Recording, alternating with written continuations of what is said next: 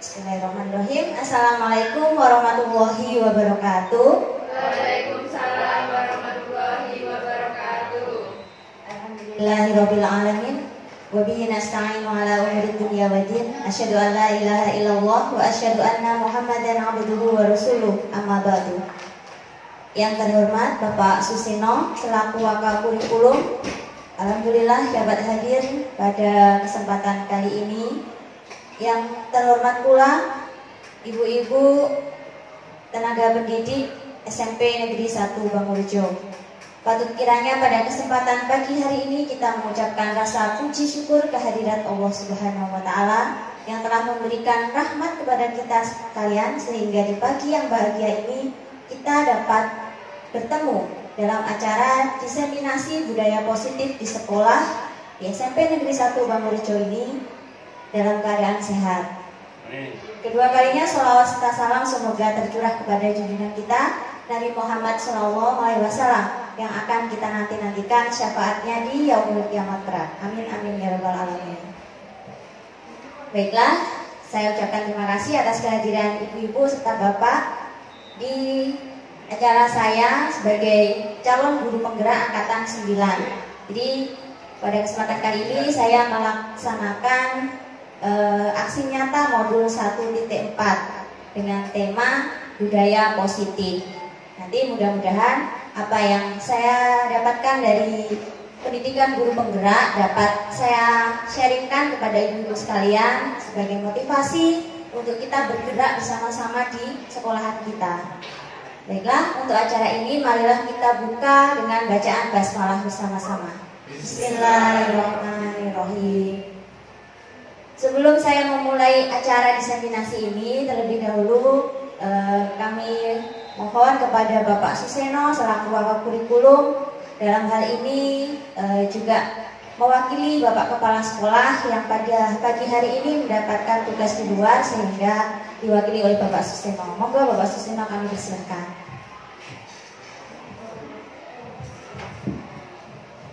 Bismillahirrahmanirrahim. Assalamualaikum warahmatullahi wabarakatuh. Waalaikumsalam warahmatullahi wabarakatuh. Alhamdulillah, wasyukurillah wala quwwata illa billah. Amma ba'du. Ibu guru dan tenaga pendidik SMP 1 Bangurjo yang dalam hal ini di ruangan diseminasi budaya positif di sekolah kita, kami menyampaikan rasa hormat atas kesediaannya, atas kehadirannya. Semoga apa yang nanti kita lakukan berharap sangat bermanfaat khususnya untuk diri kita maupun terakhir muara kita adalah kepada perubahan kepada anak-anak khususnya terkait dengan sikap positif terhadap pengetahuan, sikap positif terhadap keterampilan, sikap positif terhadap perilaku anak-anak yang hari ini merupakan titik rawan dalam memberikan didikan anak-anak supaya lebih baik. Ibu calon guru penggerak yang tadi sampaikan pada angkatan ke-9 bahwa perubahan skala nasional ini dapat diketahui lewat perubahan sistem. Salah satunya adalah perubahan sistem kurikulum. Ini salah satu bentuk bisa diketahui, oh kalau skalanya nasional itu sistemnya harus berubah. Kalau hanya skala individu, skala golongan biasanya dalam bentuk individu atau bentuk anggaran-anggaran dasar dan anggaran rumah tangga yang bersifat golongan. Tetapi kalau ini sudah terkait dengan guru penggerak atau calon guru penggerak, ini kelihatannya sudah skala nasional yang ditengarai, ditandai dengan perubahan sistem berupa kurikulum yang mengalami perubahan terus-menerus, bukan perubahan dalam arti negatif, tapi perubahan dalam arti positif. Salah satunya adalah kurikulum Merdeka. Jadi Merdeka Belajar, Merdeka Mengajar, dan segalanya dalam proses perubahan-perubahan ini, baik dalam perubahan proses belajar, proses penerapan dalam mendidik, proses dalam menangani bagaimana pencapaian materi dan sebagainya, sudah melakukan perubahan. Ibu calon guru penggerak, kami sangat positif kehadiran ibu-ibu. Artinya begini, bahwa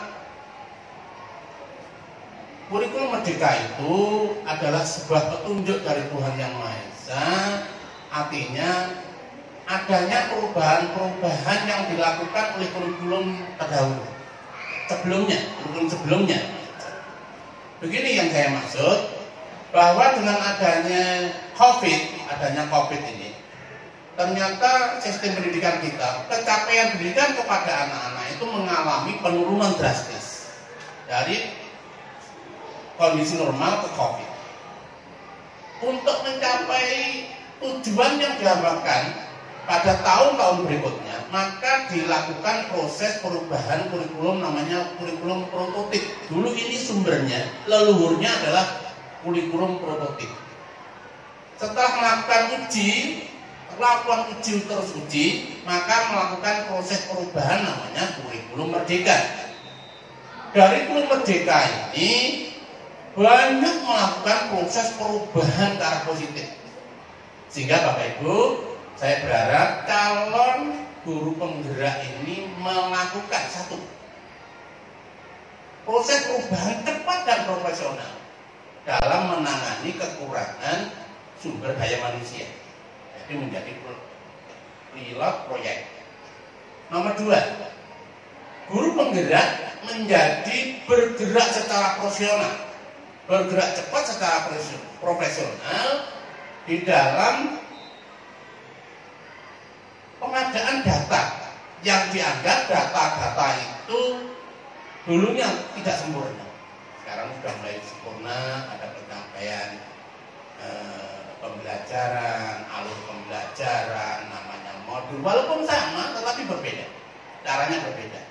Kelihatan merdeka, artinya apa? Capaian pembelajaran kita boleh memilih antara sekolah satu dengan sekolah yang lain berbeda. Ini adalah satu bentuk kemerdekaan kita untuk memilih tentang materi. Nomor 2, Bapak Ibu-ibu calon guru penggerak, nomor 3 adalah jenengan diharapkan bergerak secara cepat dan profesional dalam kaitannya sistem pembelajaran yang kita lakukan.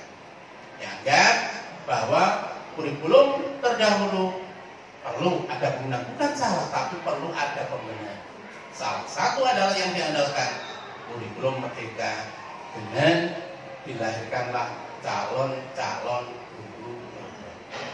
Yang terakhir dari pembenahan SDM, pembenahan data dan dokumen, pembenahan proses pembelajaran. Maka yang terakhir, calon guru penggerak harus cepat mengatasi, menyelesaikan, profesional untuk mencapai tujuan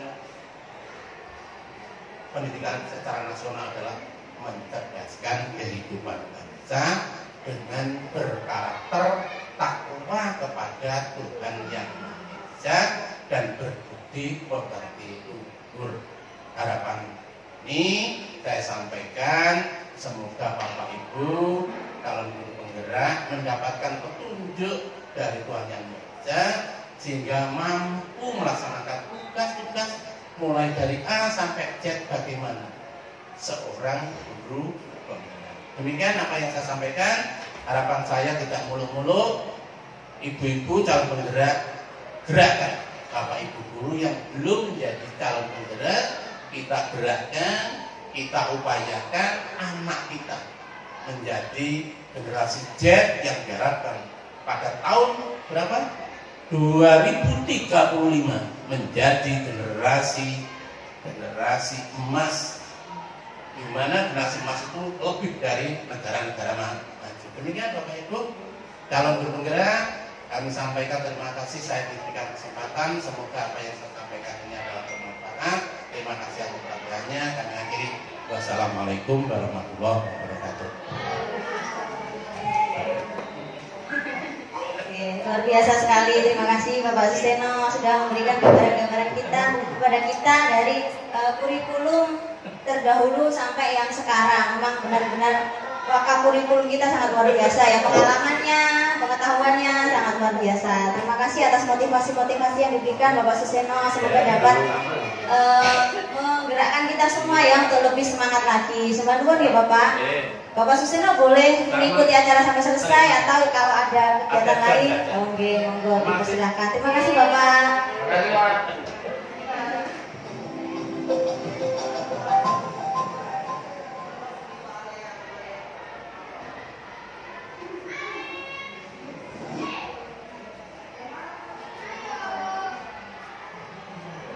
Selamat pagi semuanya, bapaknya cuma satu. Selamat pagi Bapak dan Ibu-ibu guru hebat luar biasa di SMP Negeri 1 Bangkarejo ini. Terima kasih atas kehadiran dari Ibu Bapak sekalian yang ini merupakan support system tersendiri buat saya sebagai calon guru penggerak. Karena tanpa kehadiran Bapak dan Ibu-ibu ini apalah saya. Jadi saya tidak akan berbuat apa-apa tanpa dukungan dari Ibu Bapak. Jadi saya ucapkan terima kasih atas kehadirannya. Baik, di sini kita santai-santai saja ya. Jadi mohon maaf nanti kalau saya berdiri di sini bukan berarti saya ingin menggurui atau saya ini menganggap diri saya lebih dari jenengan-jenengan, tidak. Jadi ini sifatnya hanya sharing saja. Jadi karena saya dipercaya untuk mengikuti kegiatan pendidikan guru penggerak dan apa yang saya dapatkan dari pendidikan tersebut saya sharingkan kepada jenengan-jenengan. Jadi nanti harapannya supaya kita dapat bergerak bersama-sama di sekolahan ini. Walaupun Ibu Bapak belum terpanggil sebagai calon guru penggerak, tidak ada salahnya bagi kita untuk meningkatkan kompetensi kita, kualitas kita sebagai guru di SMP ini. Sehingga nanti harapannya tujuan pendidikan nasional mengarahkan pada tadi yang Bapak Suseno sampaikan, kita mencerdaskan kehidupan bangsa dapat kita laksanakan dengan baik. Begitu nggih? Ini sifatnya sharing saja. Kegiatan ini merupakan kegiatan aksi nyata dalam modul 1.4. Saya selaku calon guru penggerak angkatan 9 dalam kehidupan sehari-hari saya didampingi oleh Bapak Lukman. Ini merupakan fasilitator saya, beliau dari Bojonegoro. Belum pernah ketemu secara langsung, hanya secara Zoom. Jadi mungkin nanti ketemunya kalau mungkin di akhir seperti itu, karena beliaunya memang jauh. Nah, kemudian ada Bapak Darmawan, ini dari SMP 2 Gebitek, beliau adalah pengajar praktek. Jadi sudah 2 kali ke sini, sudah juga berkenalan dengan Ibu Bapak. Dan nanti untuk seterusnya mungkin selama pendidikan guru penggerak 6 bulan ini akan kesini selama 6 kali. Jadi sangat dekat sekali dengan kita. Baiklah, selanjutnya kita akan melakukan ice breaking dulu ya. Ice breaking dulu sebelum biar tidak tegang ya Pak. Ya, mungkin bisa berdiri. Kita nyanyi-nyanyi bersama, kemudian bergerak bersama. Namanya juga calon guru penggerak, kita harus banyak bergerak biar lebih energik. Oke, kita ikuti ya.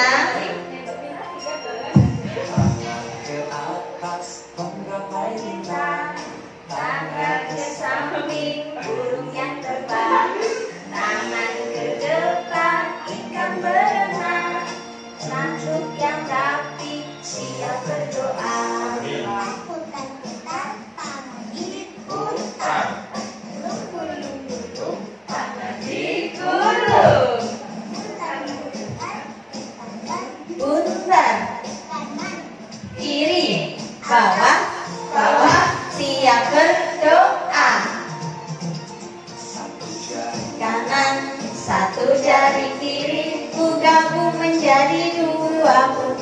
jembatan panjang.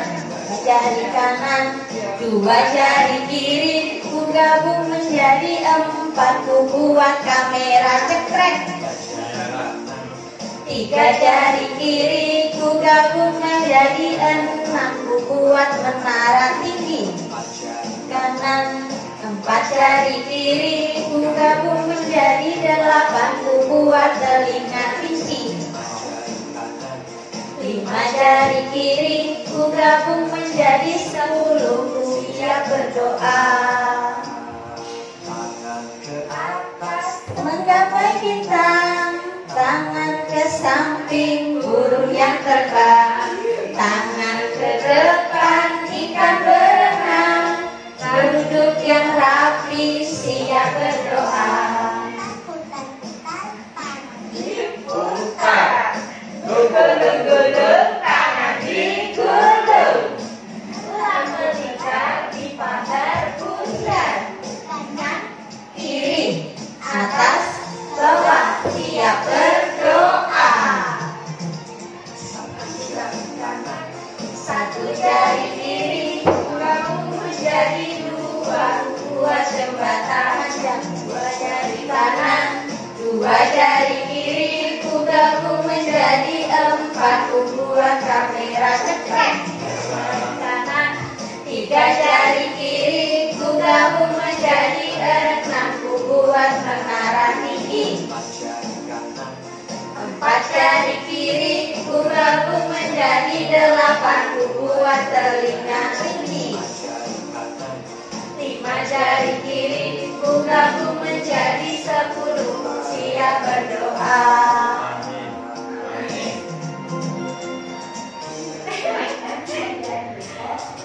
Oke, tepuk tangan untuk kita semua, luar biasa.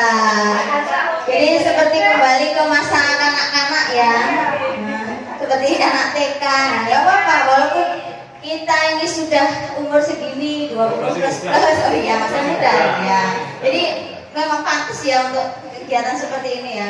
Gak apa-apa, sangat pantas sekali.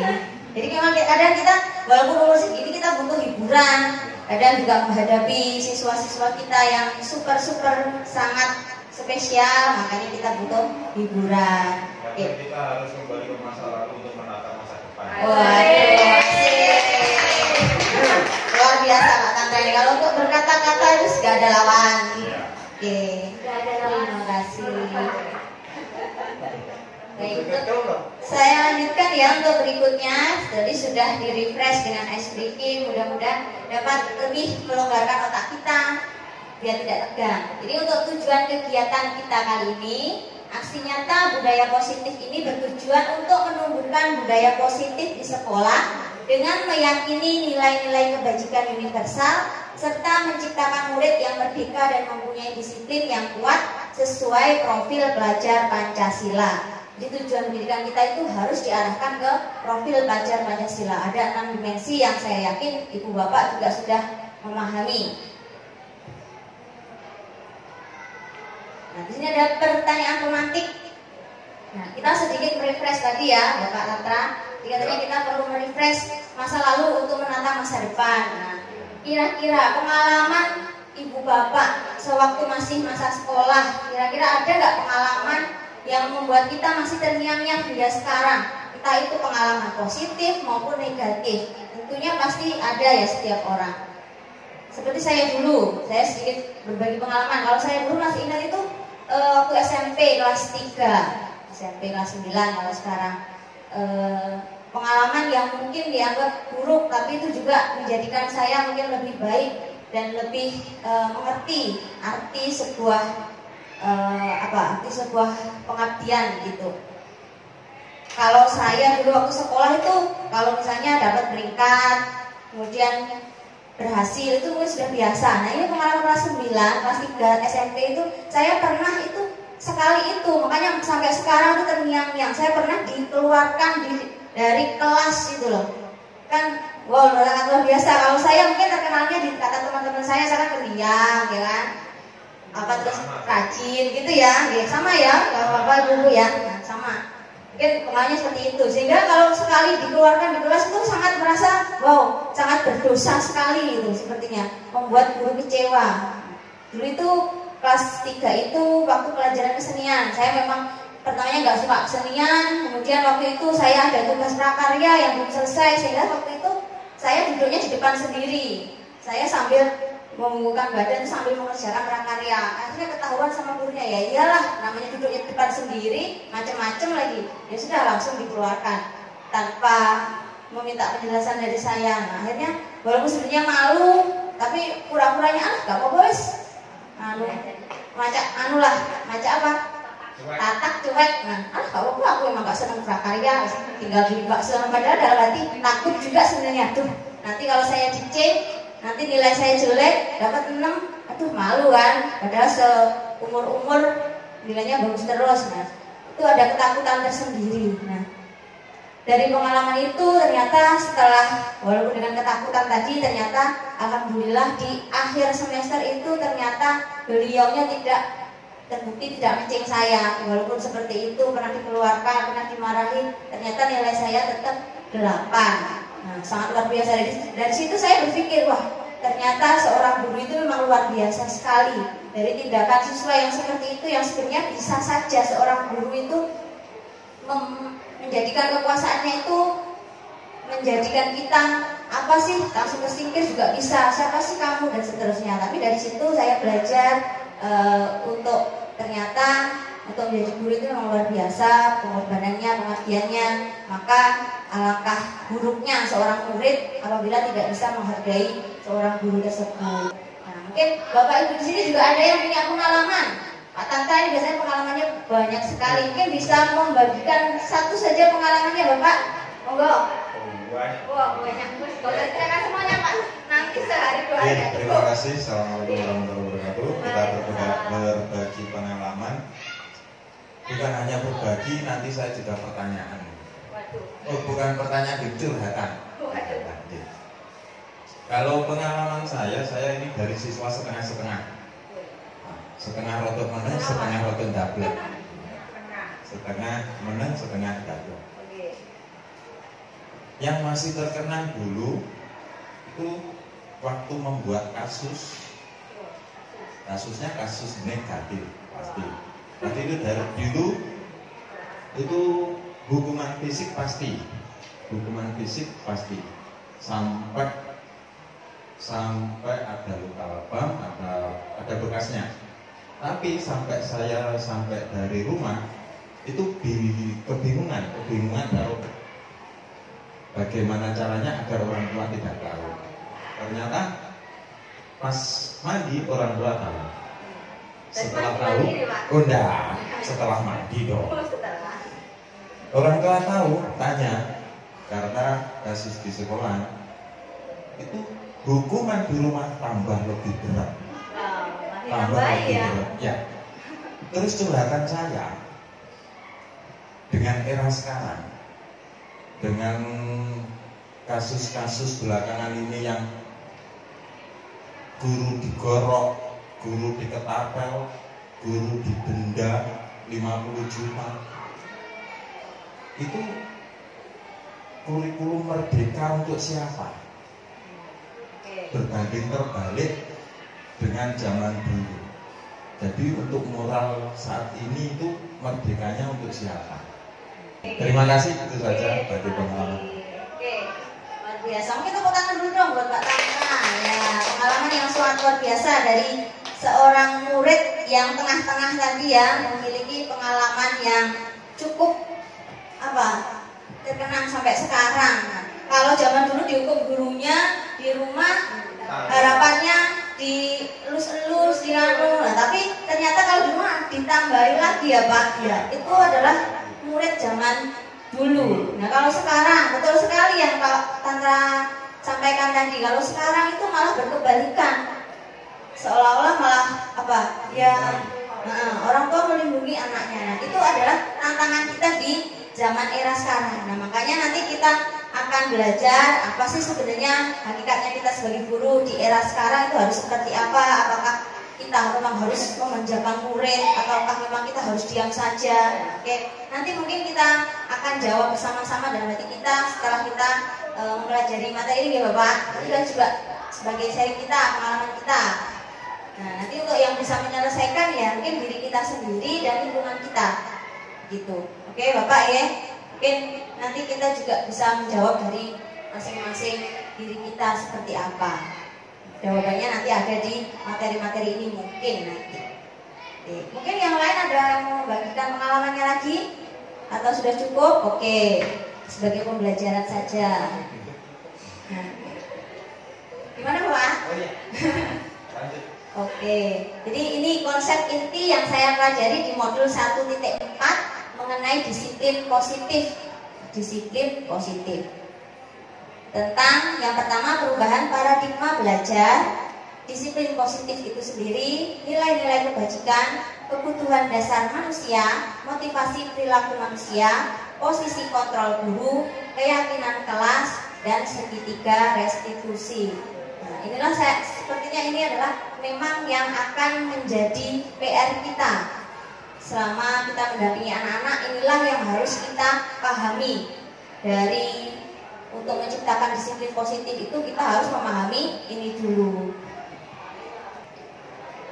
Nah, mengenai perubahan paradigma belajar. Nah, ini paradigma yang dulu dengan yang sekarang apa sih perbedaannya ini?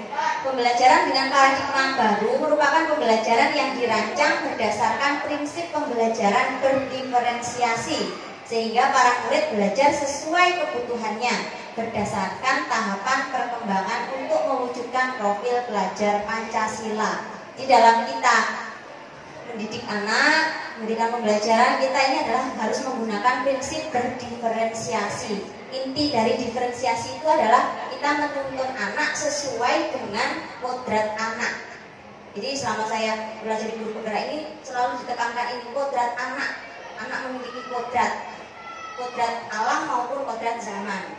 Kodrat alam ya sesuai dengan alamnya, lingkungan yang mempengaruhi anak itu, baik buruknya anak itu ada di alam.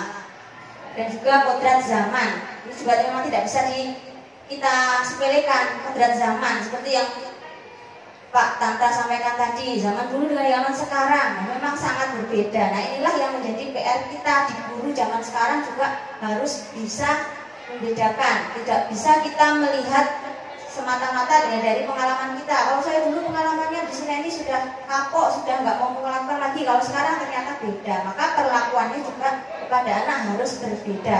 Kita itu sebagai guru tidak bisa menuntut, kita hanya boleh menuntun.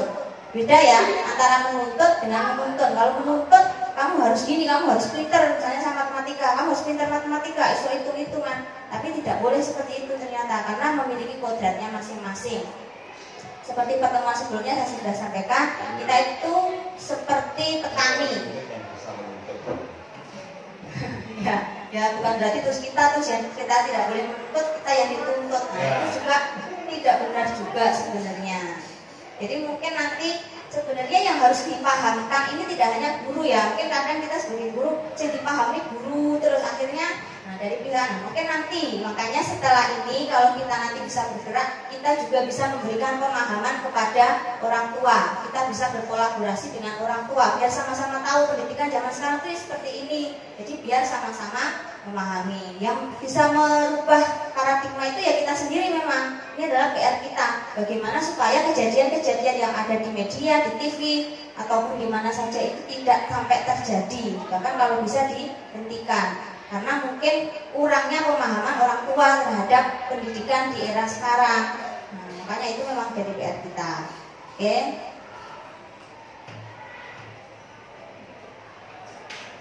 Disiplin positif. Jadi kalau membicarakan masalah disiplin itu apa yang di benak Bapak Ibu sekalian? Disiplin itu sebenarnya harus lurus sesuai dengan peraturan. Apakah seperti itu? Disiplin berasal dari kata disiplin. Nah, yang artinya belajar. Disiplin mengacu pada disiplin diri yang memiliki tanggung jawab terhadap apa yang dilakukan berdasarkan nilai-nilai yang diyakini. Disiplin positif merupakan salah satu cara penerapan disiplin yang bertujuan untuk menumbuhkan kesadaran serta memberdayakan peserta didik. Tanpa apa ini? Kurang ya, maaf. Kesadaran tanpa adanya paksaan, seperti itu ya. Jadi disiplin positif itu seperti tadi, kita tidak bisa menuntut kasih peraturan ini harus manut. Nah, kita tuh hanya menggiring anak-anak supaya memiliki kesadaran. Jadi intinya itu yang bisa mendorong adalah diri sendiri. Kita hanya bisa memberikan, mungkin kalau sebagai guru ya kita memberikan contoh lah, setidaknya kalau kita mengajak anak, kita sendiri yang harus memulainya dulu. Anak-anak ojo telat, ojo telat, tapi kalau kita sendiri telat, ya itu nggak mungkin bisa masuk ke ingatan anak-anak. Sebagai pendidik, tujuan kita adalah menciptakan murid yang memiliki disiplin diri sehingga mereka berperilaku mengacu pada nilai kebajikan universal dan memiliki motivasi intrinsik dalam perubahan perilaku ke arah yang lebih baik. Jadi nanti yang diharapkan adalah nilai-nilai kebajikan universal. Lanjut ya. Nilai-nilai kebajikan. Nilai kebajikan itu apa? Nilai yang disepakati bersama, lepas dari bangsa, agama, suku maupun latar belakangnya. Jadi kebajikannya secara universal, jadi secara umum. Kan mungkin kadang kalau kita menyangkutkan suku itu kan berbeda. Mungkin di suku kita dianggap itu baik, tapi di suku yang lain tidak. Itu tidak bisa kita gunakan sebagai dasar dalam membuat kedisiplinan itu tadi. Jadi harus yang bersifat universal, yang bisa diterima oleh semua kalangan. Contoh nilai kebajikan itu kalau yang kita anut, ya ini kita harus menciptakan profil belajar Pancasila. Intinya ada beriman dan bertakwa pada Tuhan Yang Maha Esa, berakhlak mulia, berkebinekaan global, gotong royong, mandiri, kreatif, dan bernalar kritis. Inilah nilai-nilai kebajikan yang harus kita tanamkan. Karena namanya menanamkan itu tidak bisa instan, maka kita butuh memang waktu yang tidak hanya sebentar. Jadi memang butuh kesabaran. Kalau sekarang kita mengajak anak-anak kok belum digugu, belum bisa dianut. Nah, mungkin memang belum waktunya. Mungkin 3 tahun, 5 tahun sampai 10 tahun baru kita bisa menghasilkan itu berbuah manis. Nah, mungkin memang harus sabar.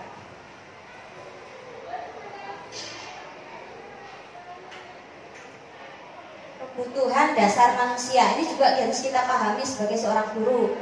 Biasanya murid-murid itu melakukan suatu kesalahan atau melakukan pelanggaran itu karena ingin terpenuhinya kebutuhan mereka. Sadar atau tidak sadar, memang harus kita sadari. Jadi kebutuhan dasar manusia adalah segala sesuatu yang kita lakukan untuk mendapat apa yang kita inginkan. Seluruh tindakan yang kita lakukan memiliki tujuan tertentu, dan semua usaha terbaik yang kita lakukan adalah dalam rangka agar kebutuhan dasar kita terpenuhi dengan baik. Kita sendiri sebagai guru juga memiliki kebutuhan. Kita melakukan segala sesuatu itu berdasar kebutuhan kita, ya kan? Maka kita sebagai guru juga harus memahami kebutuhan dari murid. Mungkin kalau murid biasanya, mungkin kalau di sekolah mungkin ada yang melompat pagar, mungkin dia butuh perhatian kita, mungkin di rumah kurang perhatian, mungkin makanya cari perhatian di sekolah. Nah, itu 5 kebutuhan dasar yang harus kita pahami itu apa saja. Ini kebutuhan bertahan hidup. Mungkin kalau kita sebagai orang dewasa, ya kita memenuhi kebutuhan ini. Makanan, pakaian, tempat tinggal, keagamaan, kesehatan, ini adalah bertahan hidup. Kasih sayang dan rasa diterima. Nah, mungkin kebanyakan siswa juga membutuhkan ini. Kalau di rumah hanya tinggal sendiri, orang tua jauh dari rumah, butuh kasih sayang. Makanya kadang-kadang cari perhatian kita.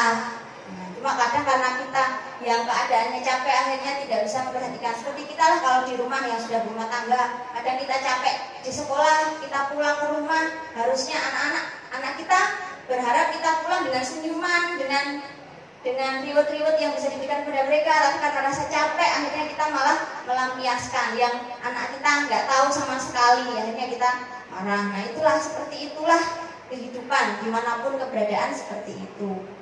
Kemudian ada juga kebutuhan untuk penguasaan, harga diri. Ada juga nih harga diri. Kalau kita sebagai guru sering marah-marah, kadang anak juga punya harga diri, kadang nggak terima, ya kan? mungkin pernah mengalami seperti itu. Kebebasan, butuh suatu kemandirian, memilih pilihan, mencoba hal baru, mampu mengendalikan diri. Dan yang terakhir adalah 5 kebutuhan kesenangan. Di setiap orang, bahkan kita yang sudah seumuran segini, kita juga butuh senang-senang, bermain, humor, tertawa juga perlu. Makanya tadi kita juga sudah disebut sebagai pemenuhan kebutuhan kita. Jangan tegang ya, masih anu ya. Atau perlu streaming lagi. Oke, nanti mungkin akhir. Motivasi perilaku manusia. Segala sesuatu yang kita lakukan itu mesti ada motivasinya, secara nggak langsung maupun disadari maupun tidak disadari. Yang pertama untuk menghindari ketidaknyamanan atau hukuman. Kemudian untuk mendapatkan imbalan atau penghargaan dari orang lain. Murid-murid juga seperti itu. Ada yang masuknya pagi, itu termotivasi karena apa? Mungkin takut dihukum atau mungkin ingin dapat reward jadi siswa yang teladan dan seterusnya.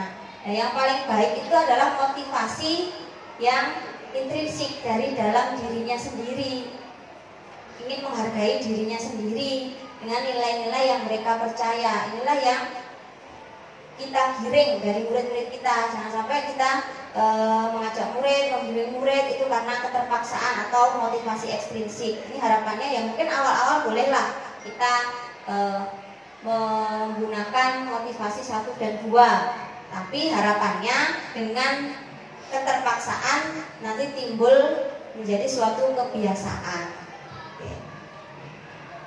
Sebenarnya ilmu-ilmu ini juga sebenarnya sudah kita tahu ya, mungkin selama kita kuliah atau selama ini kita juga sudah banyak mendapatkan ilmu ini.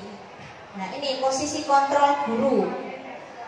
Kita sebagai guru ini memiliki posisi kontrol ada 5 yang saya pelajari. Yang pertama sebagai penghukum, yang kedua membuat merasa bersalah, yang ketiga sebagai teman, sebagai pemantau, dan sebagai manajer. Nah, nanti kita bisa merefleksikan diri, introspeksi diri. Kita tuh sering melakukan posisi yang mana. Kalau penghukum kita sudah tahu ya, pokoknya anak salah dihukum, baik fisik maupun non fisik. Membuat merasa bersalah, ini biasanya ibu-ibu biasanya, saya sendiri juga sering melakukan. Sampai gak gak bisa nih bapakmu saya sering seperti itu. Bapakmu panas-panasan gaining sawah, cuma ingin kamu melihat kamu sekolah, kamu di sini sekolah malah bolosan, mungkin gak bisa nih bapakmu. Nah, seperti itu kan biasanya, biar anak-anak tergugah, niatnya seperti itu kan. Nah, ini contoh penerapan 5 posisi kontrol guru tadi. Misalnya ada kasus murid tidak memakai atribut lengkap saat upacara bendera. Nah, kita apa yang kita lakukan biasanya? Nah, Pak Tatra yang biasanya mungkin menindak langsung. Seperti apa? Mungkin ada yang menindak dengan suruh hormat bendera selama 1 jam. Nah, kalau contoh seperti ini berarti sebagai penghukum, langsung dihukum. Kemudian ada yang membuat rasa bersalah dengan kalimat seperti ini. Berapa kali ibu bapak harus memberitahu kamu selalu saja mengecewakan bapak, kan? Mengecewakan ibu. Kamu gak kasihan tak sama ibu? Kamu gak kasihan sama Bu Ari? Kalau kamu yang salah, Bu Ari yuk kena sama kepala sekolah, seperti itu. Mungkin sebagai teman, nah yang akrab sama teman, mungkin juga Pak Tatra sering jadi teman ya. Kita semua juga sering menjadikan anak itu sebagai teman. Harapannya supaya kita ada keakraban dan mereka tidak suka. Ayo dong ikuti aturan sekolah, tolong bantu ibu bapak. Lain kali jangan sampai buat seperti itu lagi ya, dengan cara dirangkul dan seterusnya. Kalau sudah jadi pemantau misalnya, kamu sudah melanggar peraturan sekolah, kamu tahu konsekuensinya. Setelah upacara, kamu beli atributnya, operasi, dan jangan diulang lagi. Kalau pemantau itu biasanya lebih netral, gak mau menghukum, juga gak mau sing teman-teman lah, mau memantau, hanya mengingatkan biasanya, mengingatkan konsekuensinya dan seterusnya. Kalau manajer ini yang paling bijak. Apakah kamu tahu kesalahanmu? Jadi digali dulu dari murid, kesalahannya apa salah. Jadi biar sadar diri dulu. sadar diri kalau melakukan kesalahan. Kemudian kira-kira bagaimana kamu memperbaiki kesalahanmu. Nah, ini sebagai posisi manajer. Dan dari 5 posisi manajer tadi, mungkin sudah kita tidak hanya satu posisi yang selalu kita gunakan. Mungkin kelima-limanya sudah pernah kita lakukan. Dan yang paling ideal itu yang mana kira-kira? Dari penghukum, membuat rasa bersalah, teman, sampai manajer. Kira-kira kalau untuk menggiring anak-anak terwujudnya profil pelajar Pancasila, yang paling ideal itu seharusnya kita di posisi manajer. Ya, betul. Jadi harus kita sadari. Kalau manajer itu mulai dari kita mencari tahu kesalahan anak itu, kemudian membuat anak itu merasa sadar gitu, sadar, oh saya telah melakukan kesalahan dan saya memang pantas untuk menerima konsekuensinya. Baru setelah itu manajer itu menggiring anak-anak supaya mencari jalan piye bisa berubah, dapat dapat maaf, dapat kemudian hari tidak melakukan kesalahan lagi dan seterusnya. Itu adalah posisi manajer. Mungkin dari sini ada yang mau disampaikan. Biasanya kira-kira kita berada di posisi mana? Teman? Manajer dan teman. Iya. Memang tidak. Nah, ya. Mungkin memang setiap ini ada plus minusnya ya. Teman sebagai teman itu juga kita bisa akrab. Tapi kadang kala disalahgunakan sama anak-anak. Kadang anak-anak lama-lama. Ya seperti itu. Nah, ya tadi benar, mungkin harus dipadukan, tidak hanya satu posisi. Jadi sekali kita jadi teman, tapi kita harus bisa memposisikan anak-anak. Nah ini teman yang tidak boleh yang terlalu vulgar lah. Di teman tapi tetap ada jenjang. Ya betul sekali. Nah, dari penjelasan itu tadi, kira-kira posisi kontrol apakah jika kita berucap seperti ini, saya kecewa sekali dengan kamu. Ini kira-kira kita sebagai apa? Rasa bersalah. Saya kecewa sekali dengan kamu ya. Biar anak-anak itu tahu, ibu guru kecewa sama saya jadi merasa bersalah. Maaf ya bu ya, namanya seperti itu. Yang kedua, kamu tidak pernah benar melakukannya. Kata-kata seorang apa? Kira-kira kamu tidak pernah benar melakukannya. Jadi langsung kayak ngejudge gitu kan, menghakimi itu berarti sebagai penghukum ya. Ini penghukum walaupun mungkin tidak secara fisik, jadi langsung mengena di hati. Kamu tidak pernah benar, langsung dek. Nah, ini juga penghukum itu kadang juga ada baik buruknya juga. Kalau untuk anak-anak yang memiliki motivasi, yang ada motivasinya, ada kesadarannya, mungkin bisa berubah. Tapi bagi anak-anak yang keras, ini malah semakin seperti menonjok mereka. Akhirnya mereka malah semakin nggak karu-karuan begitu. Ya ini, apa rencanamu untuk menyelesaikan masalah ini? Ya. Dan ini, ayolah lakukan begitu Bapak ya. Apa? Teman. Ya teman. Kamu lakukan begitu Bapak ya. Oke. Nah ini kamu tidak akan pernah mendapat nilai jika tidak mengerjakan tugas. Kamu tidak akan pernah mendapat nilai jika tidak mengerjakan tugas.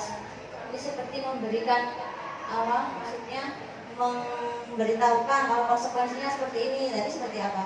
Ini juga tidak menghukum sih karena lebih slow. Ini pemantau, ya pemantau. Jadi sudah tahu 5 posisi tadi. Kemudian kita beranjak ke materi berikutnya, yaitu keyakinan kelas atau sekolah. Mengapa disebut keyakinan kelas? Bukan peraturan kelas. Kalau zaman dulu kita mungkin peraturan kelas, tapi untuk yang sekarang ini kurikulum merdeka itu diharapkan kita menghapus kata peraturan. Kalau peraturan itu timbulnya hanya satu sisi saja, anak-anak harus begini, kita yang membuat. Kira-kira kenapa kok harus dijadikan kata keyakinan? Keyakinan. yakin, kamu yakin? Nah, namanya keyakinan. Kalau kita yakin kepada Tuhan yang Maha Esa, walaupun kita tidak bisa melihat Tuhan, tapi karena kita yakin, makanya kita secara sadar diri mengikuti apa aturan agama itu kan secara tidak langsung. Jadi keyakinan itu adalah sesuatu yang terbentuknya dari secara bersama-sama. Jadi diyakini bahwa itu benar. Kesepakatan yang tidak terpaksa. Ya, kesepakatan yang tidak terpaksa. Nah ini makanya keyakinan kelas dalam pembentukannya harus berupa pernyataan universal. Jadi pernyataan yang umum dibuat dalam pernyataan positif. Nah ini yang penting. Kalau peraturan dulu misalnya tidak boleh terlambat, maka kata-katanya dirubah jadi datang tepat waktu, seperti itu.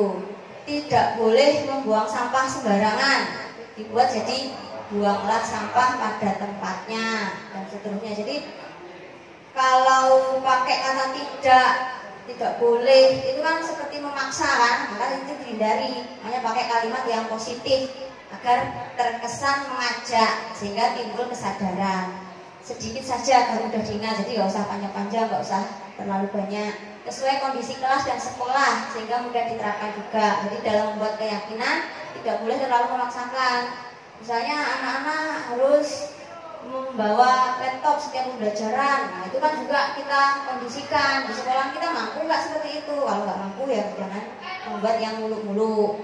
Semua warga sekolah atau warga kelas dilibatkan dalam pembuatan keyakinan kelas. Jadi biasanya kalau mungkin banyak yang sudah menerapkan juga sebelum kegiatan pembelajaran kita mulai dengan membentukkan keyakinan kelas. Ya, ini juga sudah menerapkan di kegiatan kita di PMM kan kita juga aksi nyata membuat keyakinan kelas, kan? Itu berdasar kesepakatan anak-anak. Kalau misalnya kesepakatannya anak-anak misalnya belajar di luar kelas, ya mau berarti keyakinannya kelas belajarnya di luar kelas, ya berarti disesuaikan seperti itu. Ini adalah segitiga restitusi. Ini adalah tingkatan atau tahapan yang harus dilakukan seorang guru yang memposisikan diri sebagai seorang manajer. Maka ada 3 langkah yang harus dilakukan. Yang pertama menstabilkan identitas, yang kedua validasi tindakan yang salah, dan yang ketiga menanyakan keyakinan. Segitiga restitusi ini adalah suatu proses dialog yang dijalankan oleh guru agar dapat menghasilkan murid yang mandiri dan bertanggung jawab. Jadi dalam menangani kasus ini sebenarnya kalau ada anak yang membuat kesalahan atau melanggar, maka kita lakukan dengan tahap segitiga restitusi. Ini idealnya. Nanti monggo nanti diterapkan ya tahap demi tahap lah, tidak bisa mungkin langsung ideal dengan tahapan ini. Jadi apa dulu yang bisa dilakukan? Yang pertama menstabilkan identitas itu seperti apa? Berdasar prinsip bahwa membuat kesalahan adalah bagian dari proses pembelajaran. Kita tidak boleh menjudge anak kalau salah itu berarti kamu wis salah, selamanya akan salah, tidak akan pernah bisa berubah. Nah, itu adalah judge yang salah. Maka anak-anak malah mentok sampai ke situ. Akhirnya juga nggak mau memperbaiki. Allah aku wis dincing awake guru iki, aku mlebu kelas ya tetep ae nilai elek. Itu dihindari. Jadi kita bisa membuat kata-kata seperti itu, seperti ini. Membuat salah itu wajar. Jadi membangun kesadaran anak. Tidak ada manusia yang sempurna. Lele, kamu kok gampang ini, kok gampang bolosan toh. Yo, kabeh wong iki gampang yo tahu mengalami kesalahan. Bu Ari bisa yo tahu salah, tapi kamu juga terus-terusan toh. Mungkin begitu. Kamu berhak merasa begitu dan seterusnya. Jadi membangun kesadaran anak. Validasi tindakan yang salah berdasar prinsip bahwa setiap perilaku berupaya memenuhi kebutuhan tertentu. Jadi setelah dibangun kesadarannya tadi,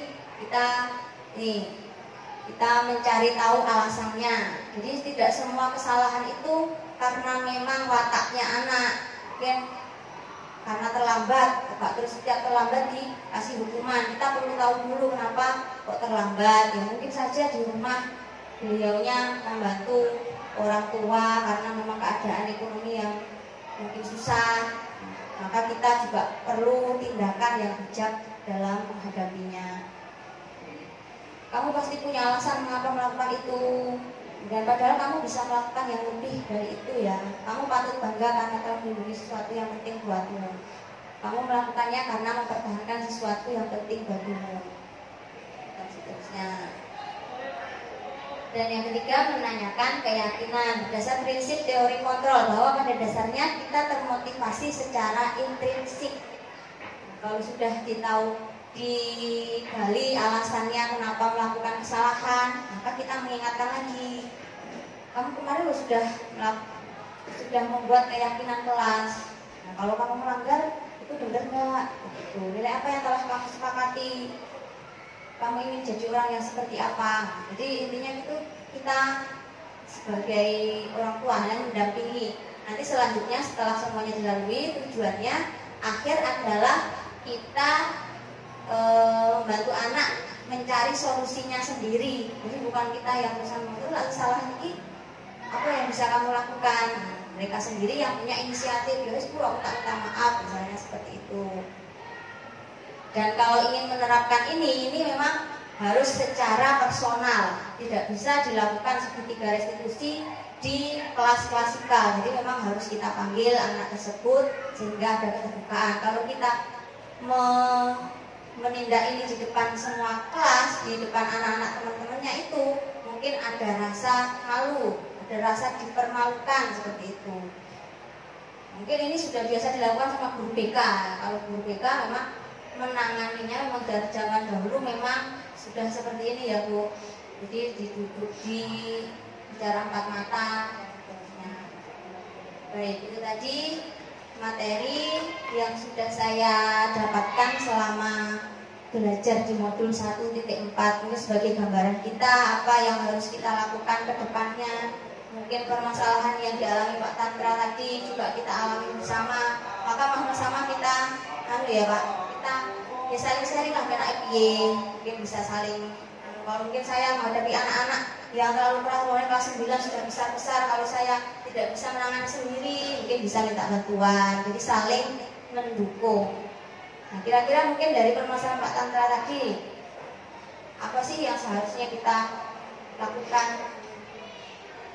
supaya tidak terjadi di sekolahan kita? Apakah terus serta-merta itu kesalahan kita? Apakah kesalahan dari orang tua? Bagaimana Pak? Kira-kira Pak? Itu yang lain juga bisa ya. Curhatan. Sebenarnya juga kita alami sama-sama. Saya yakin juga semuanya juga mengalami gejolak jiwanya Pak Tantra tadi. Gejolak jiwa. Kita harus niatnya api tapi tidak diterima sama orang tua. Tadi mungkin kurangnya kolaborasi. Intinya itu ya Pak kayaknya ya. Kolaborasi dari kita, dari orang tua, jadi biar sama-sama mengerti. Mungkin bahkan juga ya Pak yang sering tamu kita, sahabat-sahabat kita yang sering datang sini juga mungkin butuh pemahaman yang seperti ini. Mungkin nanti kalau Pak Tantra sudah humas, sudah resmi sudah resmi ya Pak. Mungkin sering channel ke orang petinggi-petinggi. Nah mungkin bisa disalurkan inspirasinya. Harusnya gini loh Pak, dibutuhkan bersama biar sama-sama saling. Jadi tidak ada pihak luar yang berdatangan yang seolah-olah mencari kesalahan kita. Nah, mungkin ini hanya kurang kolaborasi, kurang komunikasi saja. Nah, kalau mungkin sekarang kita harusnya gini-gini karena kita memang belum punya kedudukan. Tapi nanti suatu saat kalau misalnya Pak Tantra jadi kepala sekolah atau apa kan punya pengalaman, ya mudah-mudahan nggak apa-apa Pak, amin ya. Amin.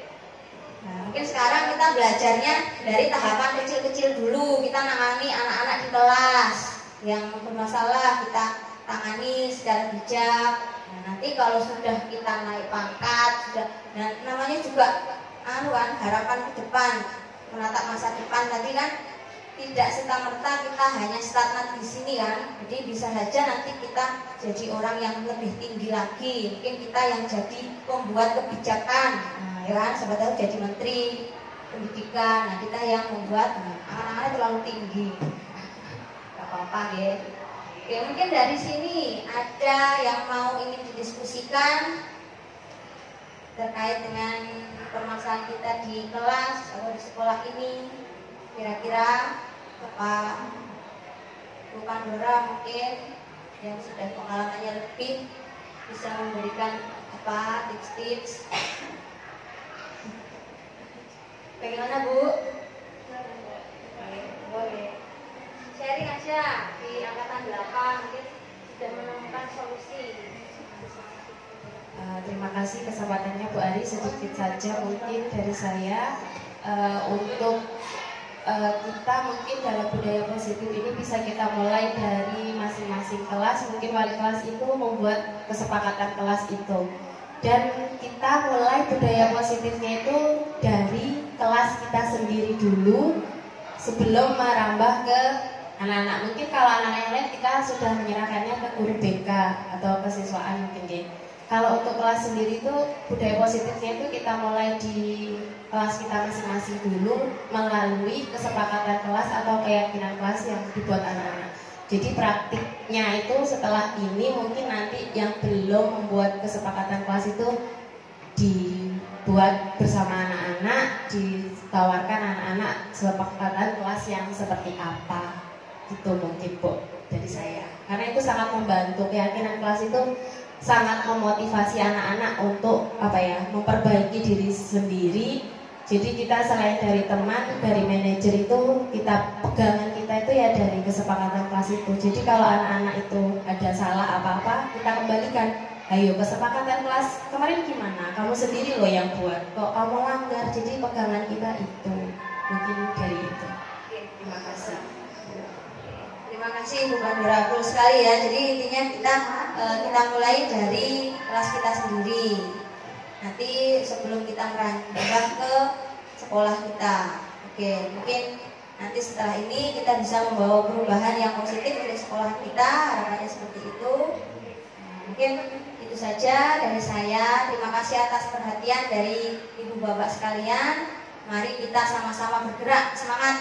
Walaupun bukan guru bergerak, kita harus tetap semangat. Oke. Mungkin di jargon terakhir mungkin SMP Negeri 1 Bangrejo semangat atau yes atau bagaimana? Jaya, luar biasa. Oke. Bapak ya luar biasa berarti ya. Kalau saya bilang SMP Negeri 1 Bangrejo, kita jawab bareng-bareng luar biasa. Oke? SMP Negeri 1 Bangrejo Luar biasa. Oke, tepuk tangan untuk kita semua. Oke, terima kasih atas perhatiannya. Dari saya, apabila ada hal-hal yang kurang berkenan dalam saya menyampaikan atau sharing saja, ini sifatnya hanya sharing, jadi mudah-mudahan nanti bermanfaat. Dan kalau ada hal-hal yang kurang berkenan, mohon maaf yang sebesar-besarnya. Akhir kata, billahi taufiq wal hidayah. Wassalamualaikum warahmatullahi wabarakatuh. Waalaikumsalam warahmatullahi wabarakatuh.